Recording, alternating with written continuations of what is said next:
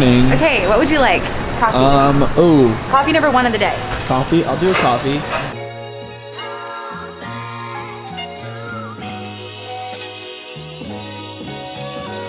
We're up to something. We are. We're up to something. Yeah. What are we doing? I get to say it. Yes, you have to say it.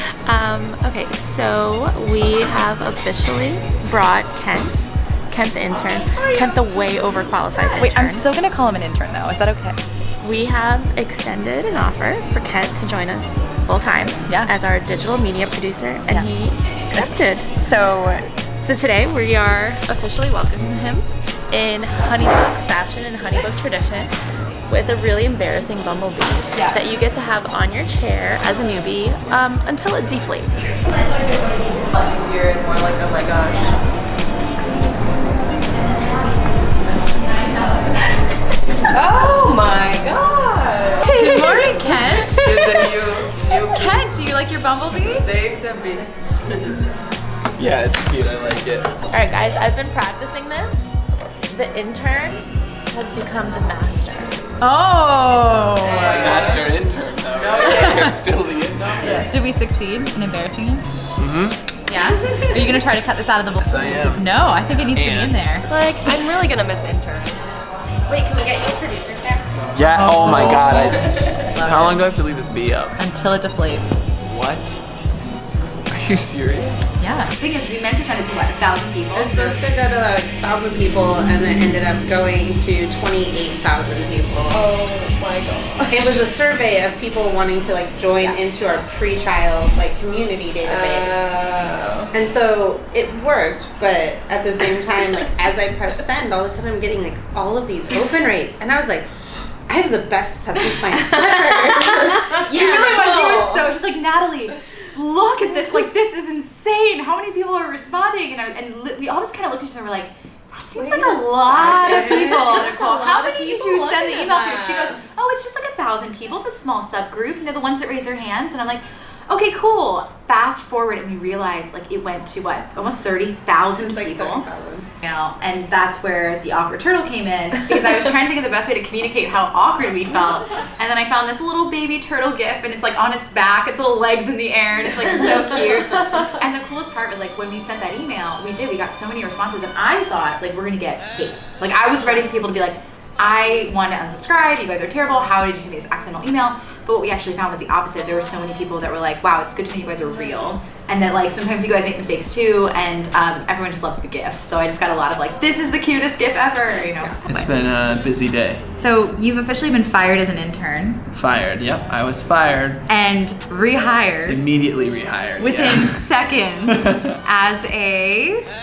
I am the new digital media producer at Honeybook. It's pretty exciting. Yes. I'm stoked. It's so exciting, which is like, I don't know, I just kind of feel like, I don't know how, like, it just happened. It all happened so fast. Basically what happened is Kent came in to create my vlog and intern with me for the summer. Yep. And then the company just saw the value of that immediately.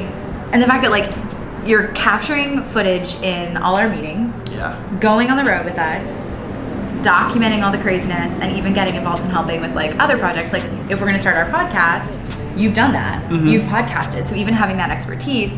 So it made sense.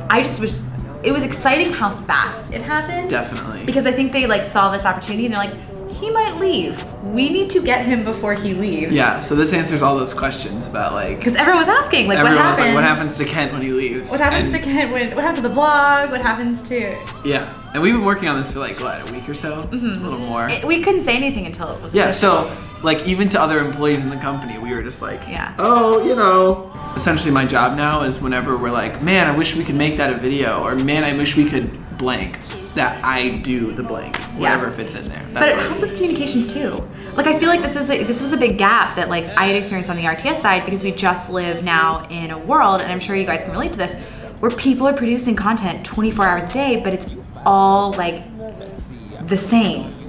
Like it feels the same, it looks the same. It's like a blog post here with like 7 tips, 5 ways, 9 avenues, 3 myths about, and it's like becoming so almost like monotonous. Like it just feels like every day it's the same content. I'm seeing the same styled lay flat on Instagram. I'm seeing the same, everything is the same, and I think we really, really want to disrupt. That's what we're all about as a community, and that's what we want to be encouraging our community to do. So it's like, how do we disrupt content marketing and the way it looks right now? And that's partially why we launched the vlog. That's why I was really excited about that. What are you most excited about, do you feel like? Working for Honeybook? Yeah. My life was this kind of crazy like hustle every 10 seconds to like get the next thing.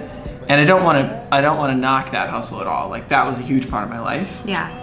But I know there are certain people who really thrive in that world, and like I was one of those people. But I found that having like a little bit of stability in my life, like aka a job, just essentially just having that little bit that could just be like sprinkled in there in my life, makes me so much more comfortable, because then I can live my crazy life on top of that. I can live this like, you know, knocking out my side projects every day when I leave work, and I can really have specific time to do what I love. When I come to work, I like have this common objective, and like that is so nice. I feel like the cool thing though, so like what's really interesting about this job, and it's something that I have trouble explaining to people sometimes, is that it doesn't feel like work. Oh no. Like what I do here all. does not feel like work, because it is entrepreneurial. Like we very much like do our own thing, chase our own like projects, we have ownership over what we're working on. On the flip side though, for like an average, like a person who wants a 9-to-5, they would hate this. Like this job would drive them crazy, because definitely. we come in early, sometimes we work late a lot. Every night. Our job takes us on the road. But it's so great. Right, but like for an entrepreneur, this is like exactly where I want to be, and I feel like you're gonna love that aspect of it. Great, yeah. It's not like a job. It's been perfect so far. Almost as if it's a startup. It's like it's a startup. Okay, wait, let's talk about something important that was brought up yesterday. So we had Tuesdays together yesterday. We did. Which is really fun. Here in the Rising Tide office, you guys know that's just like a huge piece of my heart. And 2 years ago is when we started Tuesdays together. So it's been 2 years. And now, I mean, it's wild to me. But the topic was relationships and networking. Definitely. And I want to talk about something that was brought up, because this is something that if you guys are in business or have been in business or have attended a networking event or are part of a BNI group, you know that sometimes networking can be incredibly awkward. Like really awkward. And Angie Hillam from our chapter here in San Francisco yesterday said something that just absolutely resonated with me.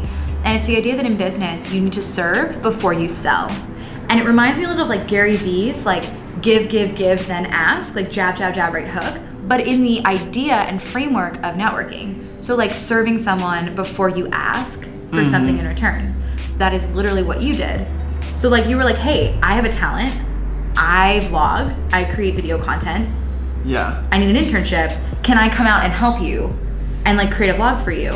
Yeah. And then you didn't even have to sell anything, because then everyone was like, whoa, like look at the talent, look what you're doing, look at your hustle and your hard work. And then a job offer like appeared. But you didn't like email the company, be like, I think, you know, you need me. It was like the opposite. You like served and then. Definitely. I kind of like proved value, right? And that's something that was always on my mind. I've talked about this before, but I was never the best student. I never like was super successful in school. And that was always hard for me, because my family was always pushing this like get good grades, get a good job kind of lifestyle. And obviously my parents are very supportive of what I did, but that was definitely still on our minds. Yeah. And so when this happened, when I was like, no, like for the past 3 years I've been making a daily video blog, and then I came here and literally just did it here, I proved myself. And so my resume went from being like a written out thing of like, these are my accomplishments. It was like, I just showed what I can do. But say like, you know, you're shadowing someone someday, being like, not talking so much talk, but like just literally doing your best work and proving your value there. That's how you're gonna make an amazing connection. And that's more of like, that's a work connection. Someone is then attached to like your idea as a doer instead of just a talker. Yeah, I mean, I even think it goes back to that email. So we talked about this at Tuesdays together, where it's like, okay, you want to build a relationship with someone that maybe you look up to or you admire or you want to work with, right? Like a dream collaborator. And how do you do that? How do you reach out? Well, that advice applies to that too. So it's the mindset of like serve before you sell. So when you email someone, how many times, like I can't even tell you, but like, and I'm sure you get the same thing, where it's like how many times I get an email that's like asking. It's always about like, it's like, hey, I want to pick your brain. Hey, I want you to help me. I want you to help me, over and over and over again. And it's so difficult and it's so heartbreaking because you want to be able to help. Right. I want to be able to help everybody every day. That's my heart, that's my passion. But I have to build those boundaries in my life and I have to say no. So the minute I get an email that's the opposite, the minute I get an email that's like, hey Nat, like this is what I can do and I want to help you, or this is what I see a gap in the community and I want to fill it and here's how I want to fill it. It's very different than getting the email that's like, there's a problem, you need to fix it, versus like, I see a problem, I want to step up as a leader and I want to help, or I see an opportunity and I want to provide value. Like those two types of responses are completely different and they're going to receive a very different response from the potential contributor or collaborator. Especially too, if you're willing to do it for free. Yeah, which is a huge conversation in the industry and in the world. Like, do you work for free? And I am controversial in the respect of saying, like, I worked for free a lot when I started. I was working for free. So say you are like you did this too. Yeah, say, because I've seen it happen like a million times. Yeah. Shout out Sarah at Intrigue. Where like a person would come into contract and like help out with flowers. Yeah. And a lot of people like had a reputation, good or bad, or they had past work that they'd seen, good or bad. And you know, Sarah did a really great job of, she'd be like, I don't focus too much on what else they've done, but what they've done for me specifically. So when they would come in and then the work that they would do the first time that they worked together, that's what she based her future recommendations off of, or her future hires. Because it'd be like, you've come in and you've already done a good job and you've proven yourself. Right. Even though that was a paying opportunity, Yeah. it was like still just a judge of character and a judge of your work. And that is something that's great, like valuing that. Well, here's the thing. So when it comes to this, because this is a big conversation, and I feel like we could do a whole vlog on should you work for free. Actually, this would be a great podcast episode. But do you work for free? What I always say to this is like, yes, I did a lot early on, and there are still things I would do for free now, even now in this stage, because here's the deal. Sometimes money is not the most beneficial outcome of a scenario for me. I'm playing the long game. I'm playing the long game. If I know that like doing something for free and building a relationship or gaining a specific amount of reach through a channel, even if done for free, is going to benefit me 5 years, 10 years from now, it's worth more than $1,000 in my pocket. Yeah. But that's a business decision, right? Like that has to be you in the driver's seat. Where it becomes sticky is when someone's like, do this for exposure and you feel obligated. That's when you need to cut that out. Like you have to be in the driver's seat of knowing that this is gonna benefit your business or your life or your career or whatever it is. But you're the one in control. That's such a good point. That is such a good point. Especially it's as, like a fine line. Especially as everyone who is in the creative industry at this point is balancing this, I am a creative and I am an influencer. And exposure is something that everyone's gonna offer. Yes. Oh my God. Especially people with any sort of following, you're gonna get emails about like brand deals or something like that. And they may offer you money, they may offer you exposure. Mainly exposure is what they say. Oh my God. It's so frustrating. Because you just really need to value what you do and your work and your audience, as opposed to this will get me X amount of dollars. So we'll do a podcast on should you work for free. I think it would be cool to pull in a ton of different voices on that one too. Because I want people that say no. I want that because I do think that there's it's like natural for people that never work for free. And I know that's kind of the industry conversation right now. Is it really? Is that standard? But I'm like making waves. I'm like, no, absolutely work for free. Here's the deal. What's the ROI? Like money is not always the return I want out of a relationship, opportunity, whatever. Like sometimes building that relationship, the equity I'm putting in, like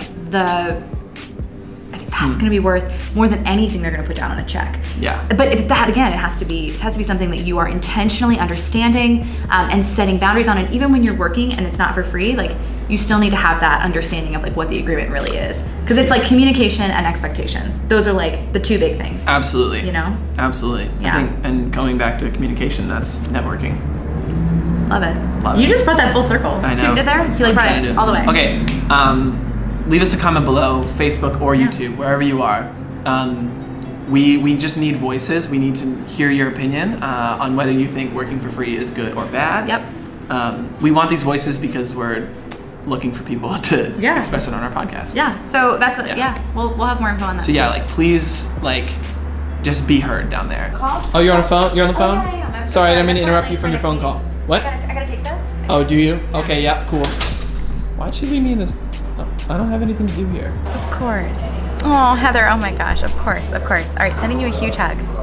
So one of our Tuesdays Together leaders, her husband just deployed, and she's got 2 kids under the age of 3. and her dog got really sick this week. So like a week after he deployed, I think she said a week, she had to put her dog down. And like, it's just like, this is the real stuff, you know? Like this is the, we talk a lot about community. We talk a lot about like why you need community. This is why we need community. Like as human beings, we're not meant to go through this alone. You're not supposed to have to walk this really challenging road without support. But when you run a business, sometimes it's just you. And you know, I don't want her to feel alone, especially not, you know, in this season. So I'm going to reach out to, we have a military chapter of RTS, so I'm going to reach out to our military chapter and see if there's anything we can do, and then send her a little something for her just to cheer her up. But this is the best part of my job. Here's the deal. Ian and I were having a meeting. Then Natalie had to interrupt our meeting, so we interrupted, and then Ian interrupted it back. So what's up, Ian? I've read a very interesting news article that I wish to share with Kent. Oh, did you? Kid Rock says he's running for U.S. Senate. Boom! Oh, it's whiskey. Is it even 5 o'clock yet, Eddie? It is. Look at the time ticking down. What time is it? Oh, 2 minutes. We're a little early. Whiskey Wednesday is allowed to begin when it needs to. Is it? Says who? I am the creator and founder of Whiskey Wednesdays. So its full name is Whiskey and Fine Spirits Club. Oh, I'm sorry. Oh, it's a club. Is it? Jess is just waving because she can't. She's just. Is anyone gonna say? If you're having there's just waving Goodbye. happening. Goodbye. Goodbye. Bye-bye, everyone. Kent, where are you going? Where did Kent's just? Bye-bye. Oh.